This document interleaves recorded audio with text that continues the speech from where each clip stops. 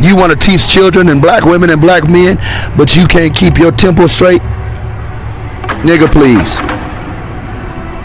You talking about last summer, open season on white people. I can't believe you said that, bro. Open season on white people. What about the white people that put your videos out across the airways, you dumb son of a bitch?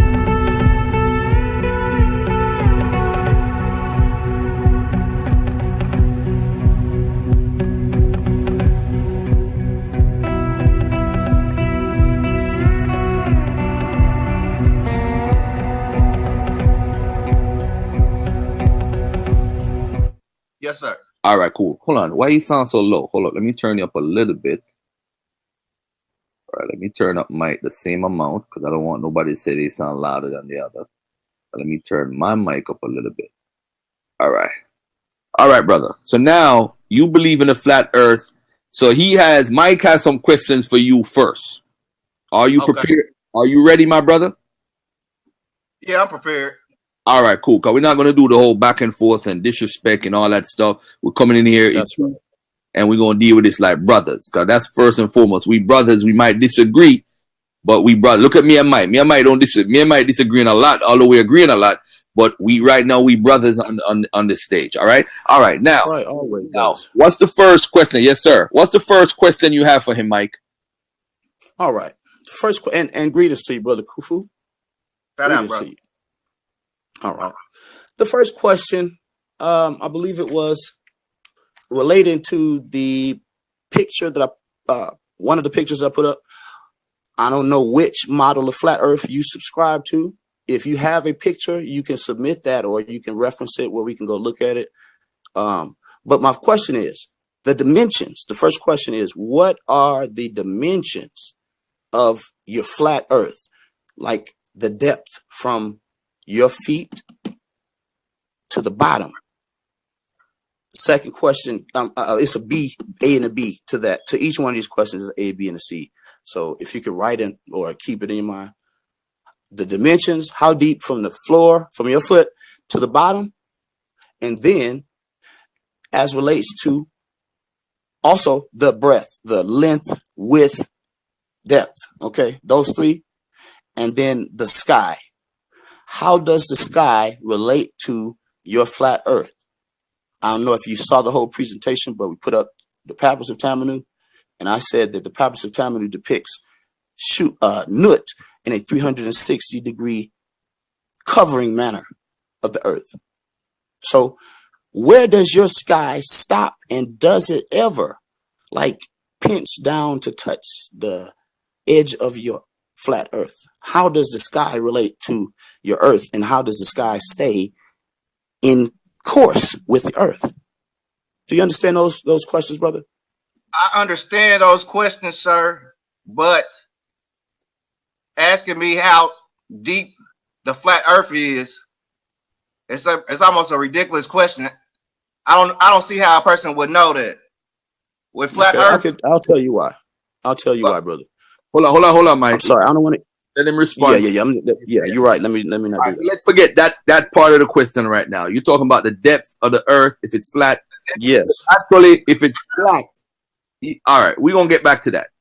See, let me try to answer that question though. Yeah. The furthest that I know that they have dug down is 8 miles. So that's the furthest. That's the deepest I know that they have went.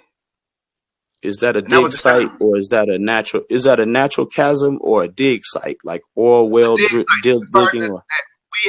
We as human beings, Earth is 8 miles. Okay, if it's deeper than the Marianas Trench, can you refer us to it? What that dig site is? I could right now. I wasn't prepared for that, sir. All right, cool. Respect that. Let's move on. What's the other question, Mike? Okay. The next question is relate to, I'm sorry, was you saying something? Yeah, he said, what was the next question? I said, it was, where does the sky touch the ground? Yes. Which is another. I know. Physics. Where does the sky touch the ground? That's the question? I'm going to ask you to think about it. I'm going to restate the question quickly so you can get a mental picture. Okay. If you take your hand make it flat, brother. Yes, sir. And then the other hand, make it flat over the top of it. Like parallel, flat. Like one hand down, flat. No, down, flat. Yeah, there you go. Right there. The bottom is your flat earth. The top is the sky. Okay. I'm asking you at the ends of your earth, wherever the distance is, how does that relate to the sky? How does this flat earth contain the elements, which is the sky? Does it, just school us on what does the sky have to do with the ground? I mean, because our understanding is that the sky surrounds the earth. Yes. But if you have a flat model, your sky sits on top of the earth without a link. Okay. So when I say, does it ever touch the ground? I'm saying it would have to. And it sounds crazy, but this is physics that I'm dealing with. The reason I'm asking these questions, the reason I'm asking them, because we have to deal with physics and data. Now, if it doesn't touch at the end, you have 1 second. I'm gonna let you get at it because I want you to understand. If it doesn't touch at the end in some manner, that's crazy. I mean, you'd have to give us another theory on how it does that. How does the sky stay? We see different clouds every day. But what, that blue thing up there, that blue essence, the sky, the clouds, the condensation, the ozone, the upper atmosphere, how does all that stay floating, brother? Please school us on that. Well, I don't know. And how does it change? All of that. School us on the whole thing. I don't know what you're talking about with the sky. If you talk about the firmament touching the ground, then we can talk. Okay. Firmament, that word would be harakia in Hebrew, the firmament. And that is a singular. That's why I'm asking you, listen closely. The sky floats above us. When I said to you earlier, Sanchez wants us all to not believe our lying eyes. When I look up at the sky, it's always above me. At the furthest point of land, the sky is always above me. That means that you have to tell me about your flat earth. How does the atmosphere not float off into interstellar space, brother? Now, are you looking at my screen? Oh, yes. That's why I'm asking you, how does the sky work? Does it touch the ground at the edges? Does it touch the ice border? Is it a glass dome? What is it, brother? A little bit more specific when you say sky. Are you talking about oxygen? Are you talking about air? Because that's what the sky is. You know that, right? Okay, I'm going to give you all of what I just said again. Okay, listen closely because you have questions and I want you to understand the actual question. The sky has a lower atmosphere, which you and I are breathing. The sky has an atmosphere where the jet stream flows. And then there is a upper atmosphere. But all of that, as relates to the Bible, is called the firmament. And the Bible says that God separated the firmament. Now, and even divided waters from waters. Now, those pictures, and please put them back up, brother, because we got to deal with this. If you're going to the Bible, if that's what you're asserting with the rakia does not mean flat. Look it up. Well, I'll give you the strong number because I want you to really go in on this now. Come on. Don't just show us pictures. Give us data. And if you're going to go into the Hebrew, I want you to tell us what harakia means. 7549 in your Strongs. HARAQIA. That is not 2 or 3 or 4, different things. It's all understood as the firmament. Hey, Mike, can I ask a question real quick? Did the brother, yes, brother, did he bring up the Bible? He used that rakia. He put that up, firmament. Okay. And rakia. And because I'm so experienced with these brothers that are falling away in the Israelite, so I'm asking the Israelite brothers that believe that, they use that picture and that word. All right, Kufu.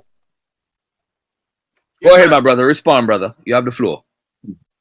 let me just say this. We just spent, I'll say about 10 minutes, and we have not dealt with the spinning earth or if the earth is flat. So with that being said, I'll entertain you because you're not about to ask me no real question I can see. And no disrespect, brother.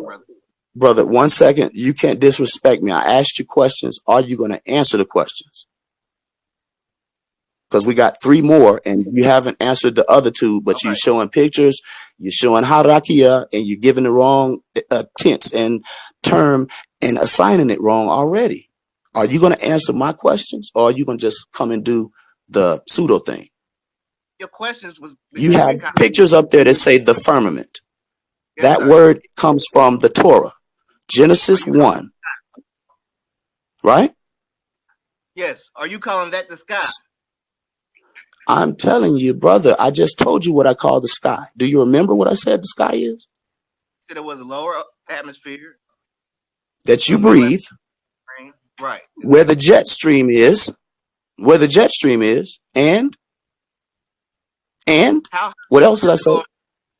There's an upper atmosphere where your so-called ozone layer is, and even the things that have to do with the aurora borealis. Okay? I don't know if you know about any of this stuff, but brother, come on. We need data. That picture with the bubble over the dome, I asked you specifically about that before you showed the picture. I said, does your sky meet the ground at any point? And you show us a picture of the sky meeting the ground, and then you say, that's crazy. See, you see? That's how you get in trouble. Brother, let's deal with the questions, because you're just stabbing yourself to death. You showed this picture. We are never going to get and you don't want to answer my question. You have to be real clear, Mike. Are you talking about the firmament? Because when you say the sky, I'm talking about what you're pointing to right here, calling it the firmament. Whatever you want to call that, I just told you what I call the atmosphere. I showed the people earlier a model even without the atmosphere. You're calling it the firmament. You're picturing it as a globe or a bubble. And I'm asking you, what is that? And how does that work as relates to physics for our children and our people that you're telling to go drop out of high school? People like you, brother. And I respect you, but I got to turn it up here because you're stalling. You're stalling. Let's spit it out, bro. Let's spit it out, brother. Come on, man. Give him 2 minutes. Go ahead, brother. How deep is flat earth? I kept it real, Mike. I said I don't know. Okay, brother. Well, okay, when you say you don't know, and then you assert that I'm saying something crazy, but then you show the picture. No. You see what I'm saying? Brother, that doesn't stand in scholarship. What we deal with, you can't do that. You can't do that. Now, can you explain this monstrosity you're showing us? Because I talked about it, brother. Yeah. And I'm asking you a direct question, please. Mike, the Most High, the firmament. Okay, so tell me, what did the Most High confirm to you about that as relates to the question I asked? Does the firmament touch the ground, or does it touch even your ice border, the wall, the edge? I'm looking at it, and you're telling us yes or no, brother. Come on, yes or no. We see the screen. The screen says yes. The screen says you are telling us right now. The screen, brother, is telling us that you're saying right now that this sky touches the ground as if it's a window, as if it's a globe. I like it's an ice globe or a snow globe, brother. You see what I'm saying? Mike. Say again, brother. I wish you would let me explain, Mike. Oh, please do. That's what I'm asking. I keep saying please. Please do. Now, in 1998, Mike, there was a brother named Admiral Byrd. He traveled around the ice wall. South Pole, yes, I'm very aware of Admiral Byrd. Yes. But after that, the Antarctic Treaty came into play. Mm-hmm. Now, why would they need an Antarctic Treaty, Mike, that keeps people from going down there? And you want me to answer a question that people can't even go down and do independent research in the Antarctic? Now, you know that, brother, right? I can prove, you asking me a question? I can prove to you that not only Admiral Byrd went there on an expedition once, Well, Admiral Byrd went there until he died. And there are other governments today doing expeditions to the South Pole with icebreakers a million, brother. It's not undiscovered. And it's not the conspiracy lie that you're asserting again. Now, you just went back to Admiral Byrd. You went to Admiral Byrd, and Admiral Byrd's words himself said that on the other side of the South Pole, I'm giving you Admiral Byrd's words, brother. This is a scholar world we're dealing with. Admiral Byrd said on the opposite side of the South Pole, there is an area as large as the United States that is undiscovered. Now, on the opposite side, Google it. Google it. Everybody that's in the chat, Google the phrase that I just said and watch a video on Admiral Byrd. Admiral Byrd did over, Admiral Byrd did over 20 some odd expeditions to the South Pole. And I don't know what you think people haven't found out, but brother, there's plenty of information about what Admiral Byrd saw and what the actual Chinese government have done and what the Indian government has done and all of the United Nations have done in collusion. Brother, I don't know what you're coming here with that is because you won't answer a question. Now you're asking me questions about Admiral Byrd, a white man that really, if you want to believe in conspiracy theory, you shouldn't believe a word he said. Why? Because he's your so-called enemy as relates to that Bible. I'm your brother. You're arguing with me, but you believe Admiral Byrd. Admiral Byrd said he went there, though, brother. He went there. That's what the white man said. He went there. I'm your brother, too. So one of us. Absolutely, you're my brother. We coming up with two different conclusions. So it's not a beef. It's just that we thinking different. Now, one of us is brother, wrong, it's not a beef. It's not a beef. Yes, I can assure you of that. One of us is defending Masons right now, and it's you, Mike. Now, if you're going to do that, brother, we're going to have to stop the conversation because I can't let you do that. That's an insult to me because I have brothers that are Masons, and I don't see anything wrong with it. Okay, so I think that's an insult. I don't want to do that. Let's get back to scholarship. Masons have nothing to do with a flat earth. Masons didn't give you that picture that you brought here, dragged up in here, and you can't even explain. No Mason in the world would be that disrespectful to children, this dear sister that's in here, and the people that are listening. No Mason around the globe would do what you just did.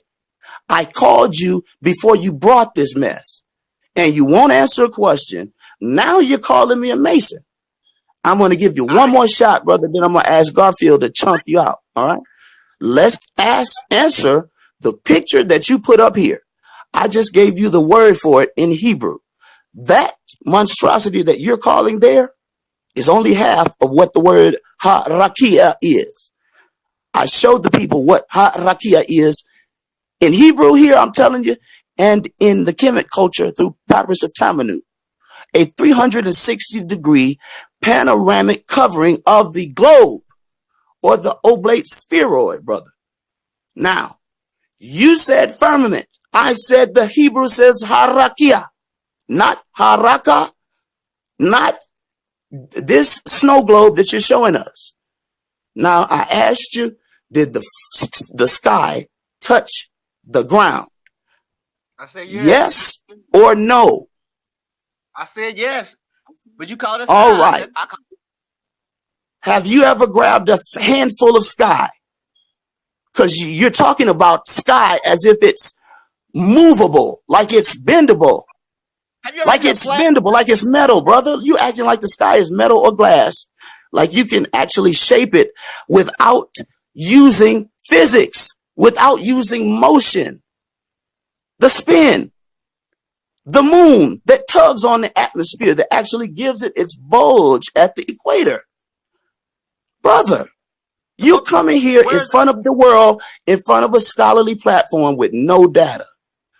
And I gave you the model before you said it. I gave you the model before you presented this monstrosity. And you have not given us one piece of data. Talking about Masons. I'm going to say to you, Khufu, have a good day, brother.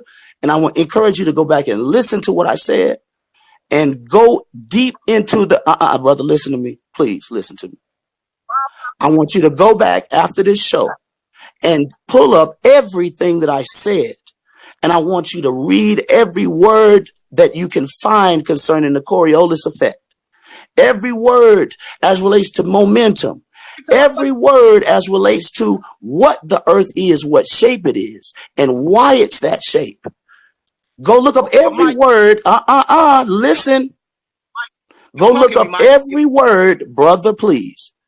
Go look up every word of what creates high tide and low tide. Because all of the ancient Semitic and African cultures fed themselves when the high tide came in through fishing. The high tide don't work on a flat earth.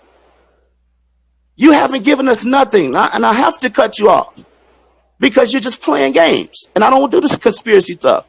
It makes me angry, and it's disrespectful to me because I give this thought, and I prepared a lesson for you. Now, brother, again, peace and blessing to you, brother Khufu. And that's the end of our going back and forth, brother. All right.